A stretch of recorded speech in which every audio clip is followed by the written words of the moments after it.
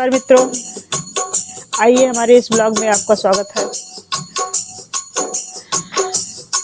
श्री रामचरितमानस का बालकांड दोहा नंबर 55 से भावार्थ का पठन पाठन कर रही हूँ। आप सब लोग आइए, विराजमान होइए, ध्यान से बैठ करके सुनिए भावार्थ। श्री गुरु चरण सरोज रज निज मन मुकुर सुधार, वरनो रघुवर विमल जस जो दायक फल चार। बुद्धिहीन तन जानिकै सुमिरो पवन कुमार, बल बुद्धि विद्या देहु मोहि हरहु कलेश विकार।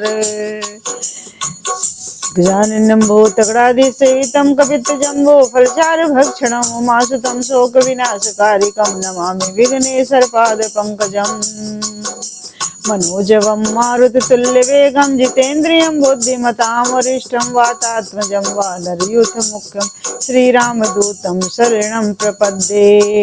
रामकथा के रसिक तुम्हें भक्तिराज मत धीर, आए सुआसन बैठिए तेज पुंज कपिवीर। आए सुआसन बैठिए तेज पुंज कपिवीर। हे बजरंगबली महाराज, आइए यहाँ बैठिए, आसन ग्रहण कीजिए। आपका आसन लगा हुआ है, विराजमान हो जाइए। कथा सुनिए श्री रामचरितमानस की, जो आपको बहुत प्रिय है। हे भक्तजनों, श्री रामचरितमानस की कथा सबको भव से पार उतार देने वाली है, हर मनोकामना को पूर्ण करने वाली है। इसलिए इस श्री रामचरितमानस की कथा को आप लोग लाइक, शेयर और सब्सक्राइब करके जन जन तक पहुंचा दीजिए। सनातन धर्म को अपना लीजिए, सनातन धर्म ही हमारा धर्म है। आइए शुरू करती हूँ।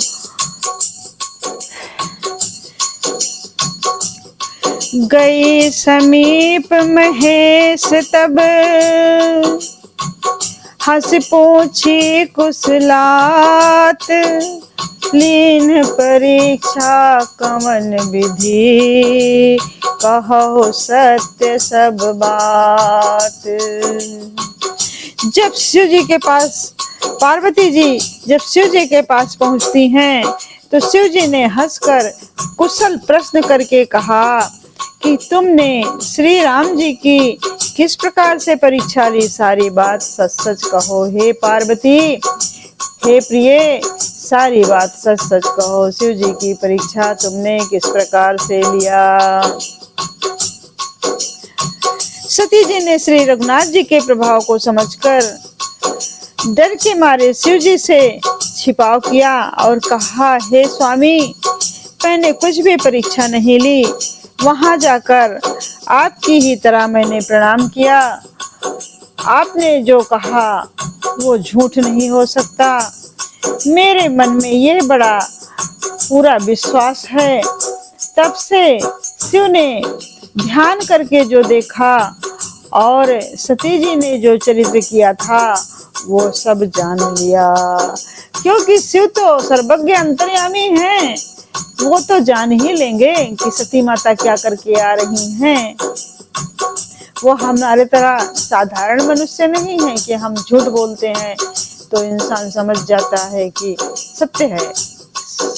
इसलिए सर्वथा सत्य ही बोलना चाहिए व्यक्ति को। तो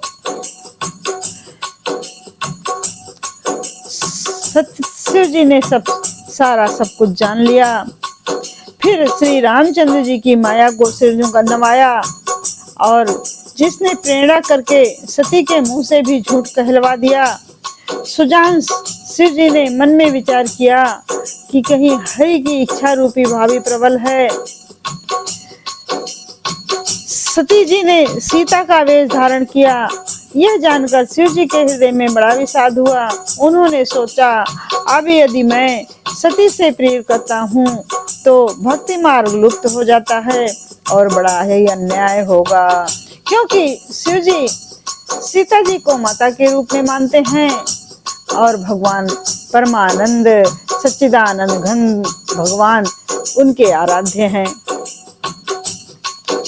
सती परम पवित्र है, इसलिए इन्हें छोड़ते भी नहीं बनता और प्रेम करने में बड़ा पाप है।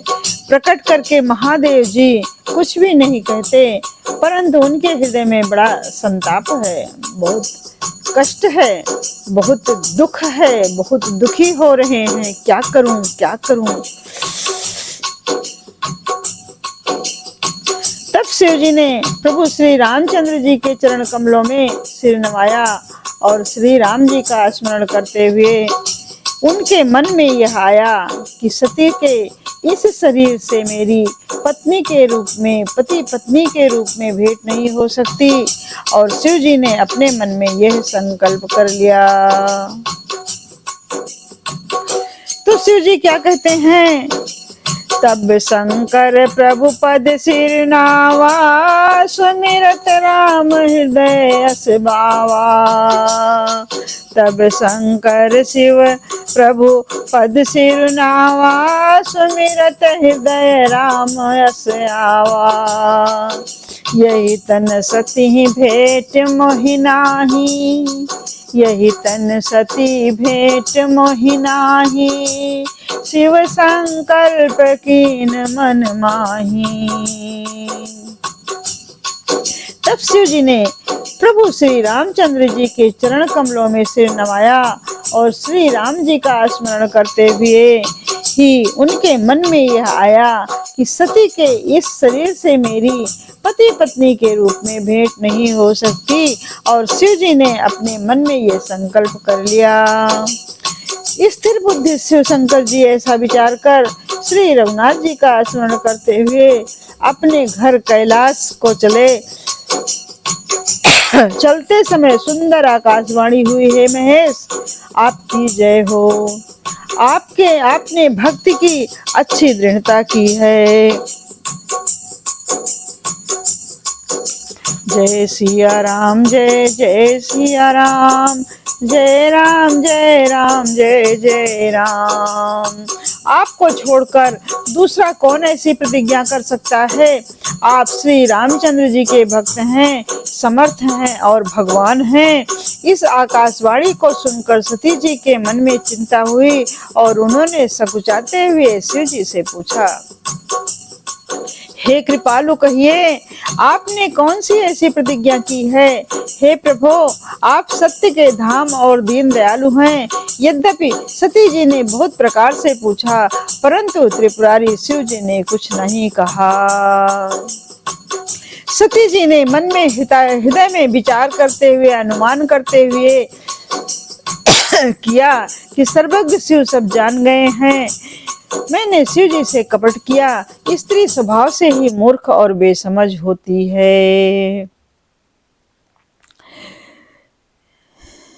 प्रीति की सुंदर रीति देखिए कि जल भी दूध के साथ मिलकर दूध के समान भाव बिकता है, परंतु फिर कपट रूपी खटाई पड़ते ही पानी अलग हो जाता है, दूध फट जाता है और स्वाद प्रेम जाता रहता है, अर्थात चला जाता है।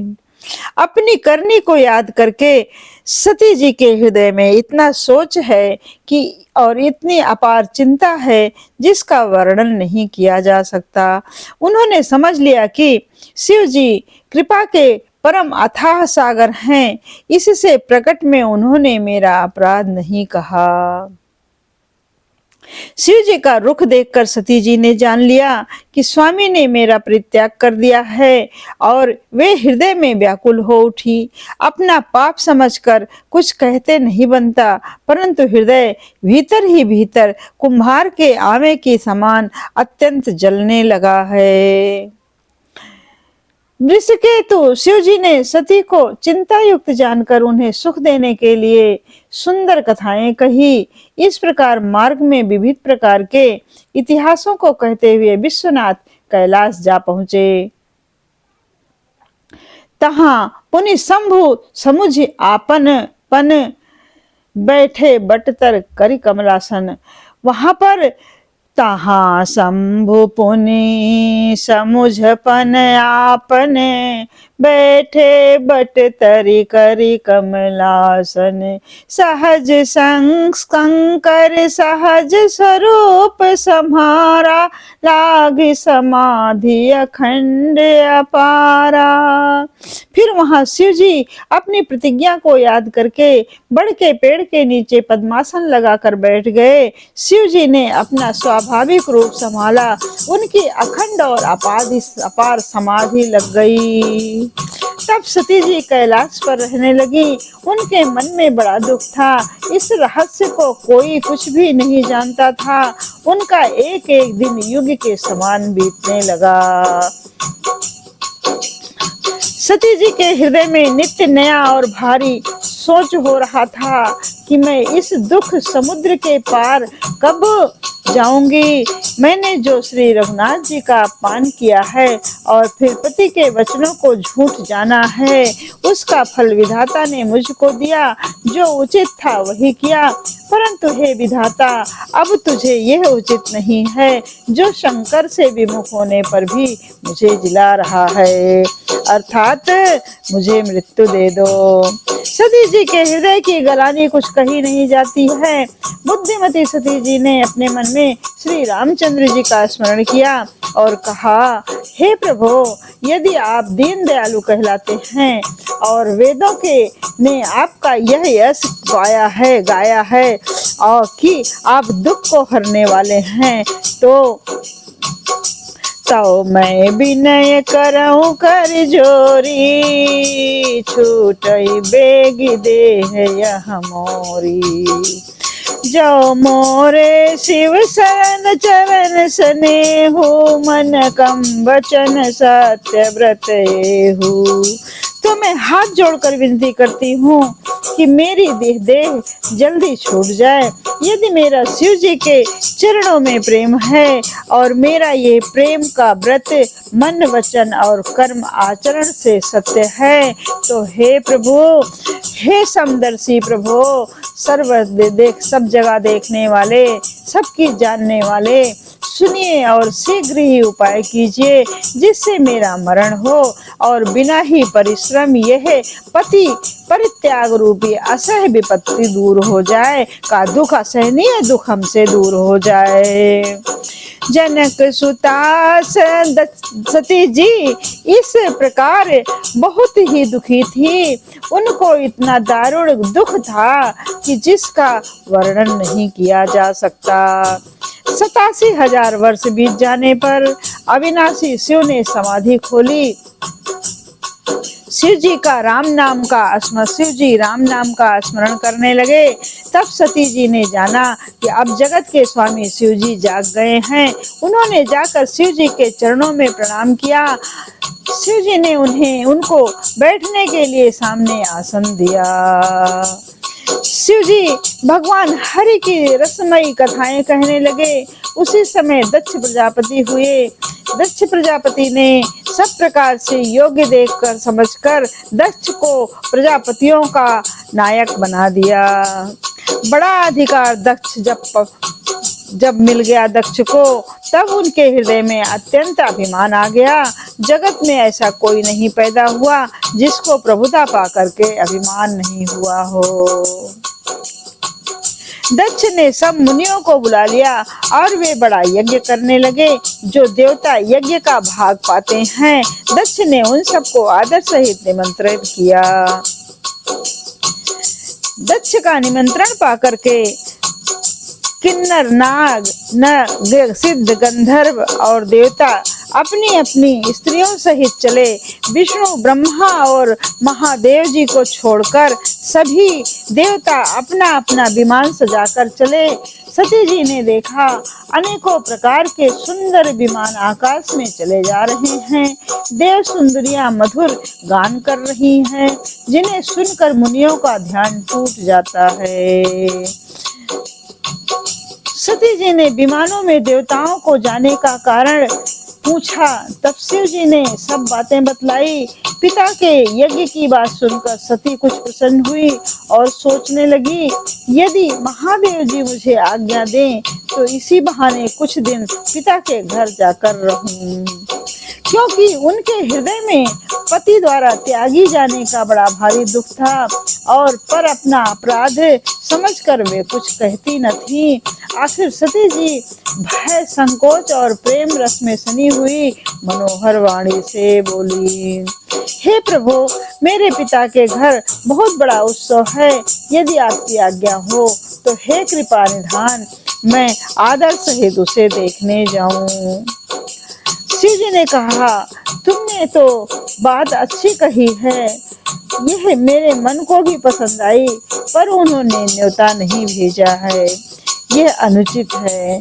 दक्ष ने अपनी सब लड़कियों को बुलाया है, किंतु हमारे बैर के कारण उन्होंने तुम्हें भी बुला दिया है। एक बार ब्रह्मा की सभा में हमसे अप्रसन्न हो गए थे, उसी से वे अब भी हमारा अपमान करते हैं।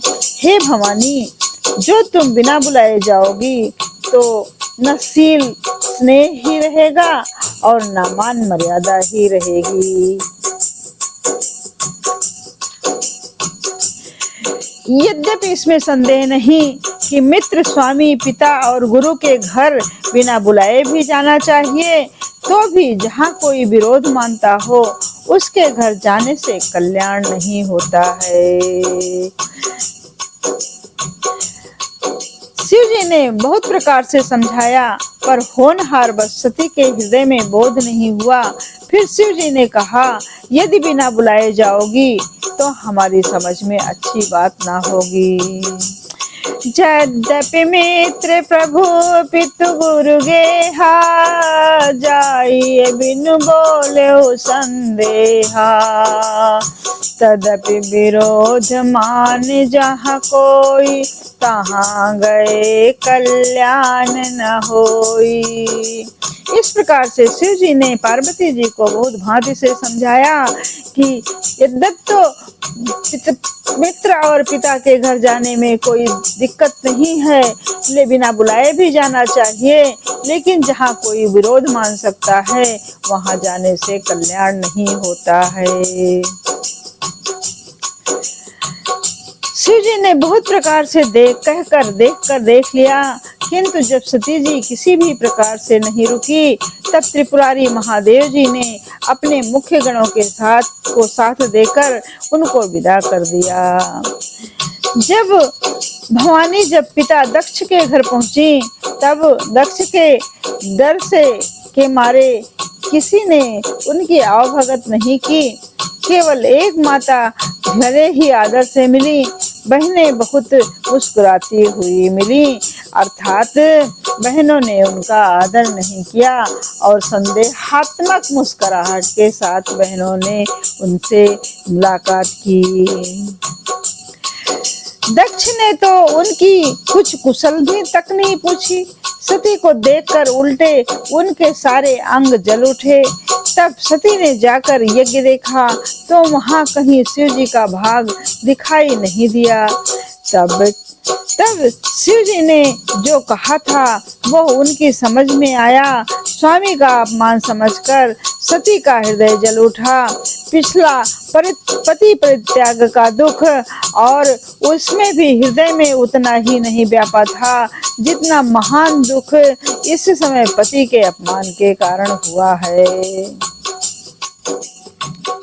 यद्यपि जगत में अनेक प्रकार के दारुण दुख हैं, तथापि जाति अपमान सबसे बढ़कर कठिन है। यह समझकर सती जी को बड़ा क्रोध हो आया। माता ने उन्हें बहुत प्रकार से समझाया बुझाया, परंतु उनसे शिव जी का अपमान सहा नहीं गया। इससे उनके हृदय में कुछ भी प्रबोध नहीं हुआ। तब वे सारी सभा को हठपूर्वक डांटकर क्रोध से भरे वचन बोली। हे सभासदों और हे सब मुनीश्वरों, सुनो, जिन लोगों ने यहाँ शिव जी की निंदा की या सुनी है उन सब को उसका फल तुरंत ही मिलेगा और मेरे पिता दक्ष की भी भली भांति पछताएंगे। जहाँ संत शिव जी और लक्ष्मीपति भगवान विष्णु की निंदा सुनी जाए, वहाँ ऐसे मर्यादा है कि यदि अपना वश चले तो उस निंदा करने वाले की जीभ काट दे और नहीं तो कान मूंद कर वहां से चला जाए। त्रिपुर दैत्य को मारने वाले भगवान महेश्वर संपूर्ण जगत के आत्मा हैं। वे जगत पिता और सबका हित करने वाले हैं। मेरा मंद बुद्धि पिता उनकी निंदा करता है और मेरा यह शरीर दक्ष से के ही वीर से उत्पन्न हुआ है। इसलिए चंद्रमा को ललाट पर धारण करने वाले वृषकेतु शिव जी को हृदय में धारण करके मैं इस शरीर को तुरंत ही त्याग दूंगी। ऐसा कहकर सती जी ने योगाग्नि में अपना शरीर भस्म कर डाला। सारी यज्ञशाला में हाहाकार मच गया। जय सिया राम, जय जय सिया राम, जय सिया राम, जय जय सिया राम। सती का मरण वचन सुनकर शिव के गण यज्ञ विध्वंस करने लगे। यज्ञ विध्वंस होते देखकर मुनीश्वर भृगु जी से उसकी रक्षा की। भृगु जी ने उसकी रक्षा की। ये सब समाचार शिव जी को मिले। तब उन्होंने क्रोध करके वीरभद्र को भेजा। वहां जाकर उन्होंने यज्ञ विध्वंस कर डाला और सब देवताओं को यथोस्थान फल दंड दिया। दक्ष की जगत प्रसिद्ध वही गति हुई जो शिवद्रोही की हुआ करती है। यह इतिहास सारा संसार जानता है, इसलिए मैंने संक्षेप में वर्णन किया है। सती मरत हरि सन बर मांगा, जन्म जन्म शिव पद अनुरागा। सती मरत हरि सन बर मांगा, जन्म जन्म शिव पद अनुरागा। तेहि कारण हिम गिर गृह जाई, जन्मी पार्वती तनु पाई। सती ने मरते समय भगवान हरि से ही ये वर मांगा, मेरा ये जन्म जन्म में शिव के चरणों में अनुराग रहे। इसी कारण उन्होंने हिमाचल के घर जाकर पार्वती से शरीर से जन्म लिया। जब से उमा जी हिमाचल के घर जन्मी, तब से वहां सारी सिद्धियां और संपत्तियां छा गई। मुनियों ने जहां तहां सुंदर आश्रम बना लिए और हिमाचल ने उनको उचित स्थान दिए। जय सिया राम, जय जय सिया राम, जय राम जय राम, जय जय राम।